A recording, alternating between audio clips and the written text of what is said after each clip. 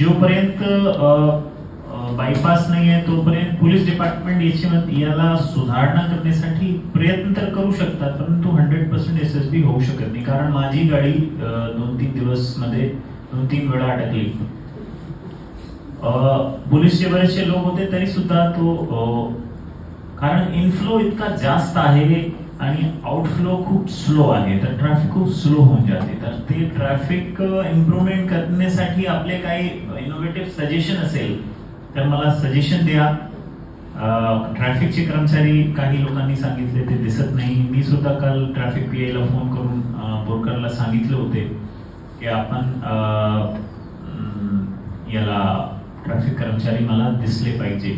आणि मी सुद्धा फिरणार, मी असा ऑफिसमध्ये बसून बंगल्यामध्ये राहून काम करणारा अधिकारी नाही. आपले मध्ये येऊन स्पॉटवर येऊन कुठल्याही ठिकाणी काय झालं तर मी स्पॉट व्हिजिट करतो आणि समस्याचा अनालिसिस करून त्याच्यावर समाधान करण्याचा प्रयत्न करतो. तर मी सुद्धा येणार आहे. याच्यावर काही इनोव्हेटिव्ह सजेशन जर आपले आले तर आपण ट्रॅफिकची समस्या सोडवण्याचा प्रयत्न आम्ही करणार आहे. आउटर इंद्रपालनी एक सुद्धा आउटर पोस्टला जे चौकी आहे तिथे लोक राहत नाही, ते मी आता बघतो.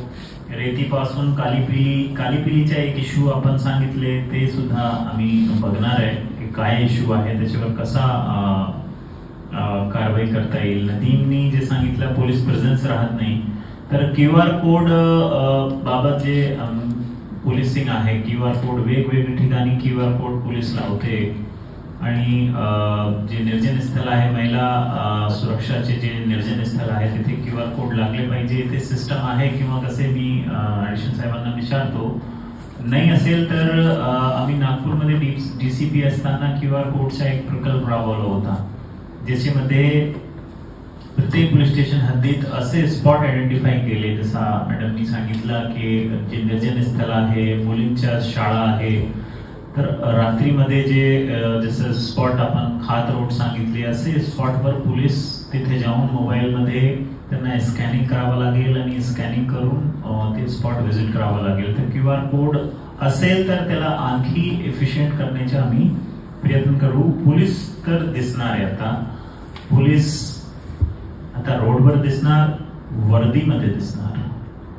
ते वर्दीमध्ये राहणार आहे. ऑन ड्युटी जे लोक वर्दीवर राहत नाही, ज्यांना अलाव आहे, जसे LCB DSB चे कर्मचाऱ्यांना अलाव आहे, बाकीचे सगळे लोक डिसिप्लिन मध्ये वर्दीवर दिसले पाहिजे. ते वर्दीवर राहणार आणि त्यांची ड्युटी जे 12 तासाची किंवा 8 तासाची जी काही ड्युटी शिफ्ट आहे ते शिफ्ट मध्ये दिसतील. ते बरोबर लाईनवर येणार आहे. संजीवनी सुद्धा गहू तस्करीचा मॅटर सांगितला, पारडी नाका आणि इतर जे आमचे सोर्स नागपूरला आहे. नागपूरमध्ये काम करताना मी झोन 4 मध्ये होतो. कामटी आणि जे इतर एरिया आहे त्याबद्दल मला माहिती आहे, कोण लोक आहे, काय करतात, कसे करतात, त्यांच्या मोडस ऑपरेंडी माहिती आहे. आणि नागपूरची जी क्राईम ब्रांच आहे तिथे सुद्धा आमचे अधिकारी कार्यरत आहे. तर याच्यावर कसे कंट्रोल करता येईल ते आम्ही बघू. शारदा मैडमनी महिला बच्चियों की सुरक्षा के बाबत 12 से 96 स्कूल आहे, पॉक्सोचे ई-बॉक्स नाही आहे, याबद्दल आपण सांगितले. चांगला विषय आहे, यावर पोलीस डिपार्टमेंटनी काम करण्याची गरज आहे. प्रत्येक शाळेला आमचे लोक आता व्हिजिट करणार आहे. पोलीस काका पोलीस दीदीचा एक प्रोग्राम ऑलरेडी चालू आहे, ते बरोबर आहे किंवा कसे मुलांची सुरक्षासाठी आता एक GR आलेला आहे, शैक्षणिक डिपार्टमेंटचे एक GR आलेला आहे, ज्याच्यामध्ये प्रत्येक शाळामध्ये CCTV राहिले पाहिजे आणि वेगवेगळे धोरण त्याच्यामध्ये दिलेले आहे. आणि डिस्ट्रिक्ट जे एज्युकेशन डिपार्टमेंट आहे तो इम्प्लिमेंट करत आहे. क्राईमचे एमएलए जे काही इम्प्लिमेंट करता येईल ते आम्ही बघणार आहे. लहान मुलीबाबत विषय सांगितला, बाईक्स बाबत जे विषय सांगितला, ऍक्सिडेंट बाबत, बदलापूर बाबत जे विषय सांगितला. महत्वाचे विषय आपले सट्टा जुगार आहे. सट्टा आणि जुगारवर मी आपल्याला सांगू इच्छितो की 0 टॉलरन्स राहणार आहे. 0 म्हणजे 0. कुठल्याही ठिकाणी सट्टा, जुगार, गांजा हे दिसला तर आता मी कालचे VC मध्ये आमचे ठाणेदारांनी मी क्लिअर मेसेज दिलेला आहे की आपल्या एरियाचे अवैध धंदे बंद झाले पाहिजे. बंद झाले नाही तर आम्ही स्वतः रेड करतो. मी असा मी आदेश देत नाही, मी स्वतः जाऊन रेड करत आहे. वर्धेमध्ये, नागपूरमध्ये, नांदेडमध्ये, यवतमाळमध्ये स्वतः रेड केलेली आहे मी, आणि इथे सुद्धा स्वतः रेड करणार. परंतु माझी रेड झाली तर ते पोलीस स्टेशन इन्चार्ज तिथे राहणार नाही. पोलीस स्टेशन इन्चार्ज नक्कीच त्याच्यावर मोठी कारवाई होणार आहे. माझी किंवा LCBची रेड झाली तर त्याच्यावर मोठी कारवाई होणार आहे.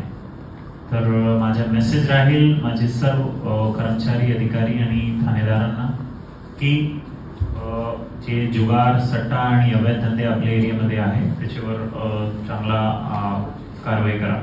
ड्रंक अँड ड्रायव्हिंगचा एक इश्यू आपण सांगितले, मिडनाईट नंतर 10 नंतर सुद्धा मिडनाईट याची कारवाई झाली पाहिजे. ड्रंक अँड ड्रायव्हिंगचे केसेस वाढवण्यासाठी मी प्रयत्न करू. ड्रंक अँड ड्रायव्हिंग सीट बेल्टचे केसेस जास्त असले पाहिजे, कारण त्यामुळे ऍक्सिडेंट होतात, लोकांचे जीव जातात. ते मर्डरपेक्षा कमी नाही आहे. हालाकी याच्यामध्ये तरतूद शिक्षा कमी आहे, परंतु ड्रंक अँड ड्रायव्हिंग केली आणि कोणाचा जीव गेला ते मर्डरपेक्षा कमी नाही. एक माणसाचा पूर्ण परिवार उद्ध्वस्त होतात. आमच्या जिल्ह्यामध्ये, वर्धेमध्ये 250 पेक्षा जास्त हे होते एक वर्षामध्ये ऍक्सिडेंट, फॅटल ऍक्सिडेंट होते. परंतु आम्ही 13, 14, 15 हजार केसेस केले, वेगवेगळे ट्रॅफिकचे केसेस केले, मोहीम घेतली. महिन्यामध्ये म्हणजे दर आठवड्याला एक मोहीम आम्ही करत होते. त्या सगळ्याचा इफेक्ट हे झाला. सुमारे 60 ते 70 लोकांचे जीव आम्ही वाचवले एक वर्षामध्ये. ते 250च्या फिगर 160, 170 वर आला. त्याच्यावर आणखी काही इनोव्हेटिव्ह सजेशन आपले असेल तर मला द्या, कारण ते नॅशनल हायवे खूप आहे आणि खूप मोठा जळ वाहतूक आहे. परंतु यावर काम करण्यासाठी जे काही इनोव्हेटिव्ह सजेशन आपले असेल त्यावर आपण काम करू. रोटरी किंवा लायन्स क्लब किंवा इतर जे संघटना आहे जे याचे ट्रॅफिकमध्ये काम करते त्यांना सोबत घेऊन आम्ही काम करतो. गांधी चौकवर लोक राहिले पाहिजे, पोस्ट ऑफिस चौकवर लोक राहिले पाहिजे, ते आम्ही बघू की कसे आम्ही करता येईल. खात रोडवर जे सायलेन्सरचा विषय आहे नक्कीच यांच्यावर मोठा ऍक्शन आम्ही घेऊ. आपल्या माध्यमातून मी सांगू इच्छितो जे सायलेन्सर आहे ते जप्तीची कारवाई आजपासून सुरू होऊन जाईल. मला अशी कारवाई जे आरवी नाका आहे वर्धामध्ये, आरवी नाकावर खूप प्रॉब्लेम होती. प्रत्येक मीटिंगमध्ये लोक मला हे सांगत होते की साहेब हे मुला स्पेशली ते ट्रिपल सीटिंग करून रॅश ड्रायव्हिंग करतात.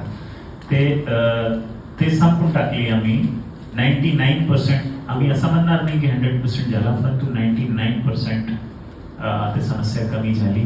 एक हात रोडवर अशी समस्या जर आहे तर आम्ही स्वतः प्रायव्हेट गाडीमध्ये जाऊन आम्ही बघतो. वेगवेगळ्या ठिकाणी प्रायव्हेट वाहनामध्ये बसून सर्वे आम्ही करणार आहे की कुठे काय चालू आहे आणि याच्यावर चांगला ऍक्शन आम्ही घेणार. मोकाट जानवर बद्दल जे इश्यू आहे ते पोलीस डिपार्टमेंटच्या, फक्त पोलीस डिपार्टमेंटच्या विषय नाही आहे.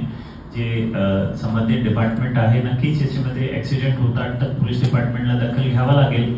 आम्ही दखल घेतो, परंतु इतर डिपार्टमेंट जे आहे आमचे कलेक्टर साहेब सोबत मीटिंग करून, कलेक्टर साहेब आमचे IPS बॅचचेही आहे, ते आमच्या सोबत IPS ट्रेनिंगमध्ये होते आणि नंतर आता ते IAS झाले.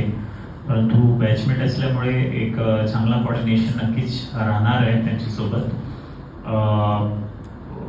त्या समस्याच्या वेगवेगळ्या डिपार्टमेंटला CEO, नगरपालिका आणि इतर डिपार्टमेंटला घेऊन याच्या समाधान आम्ही करू.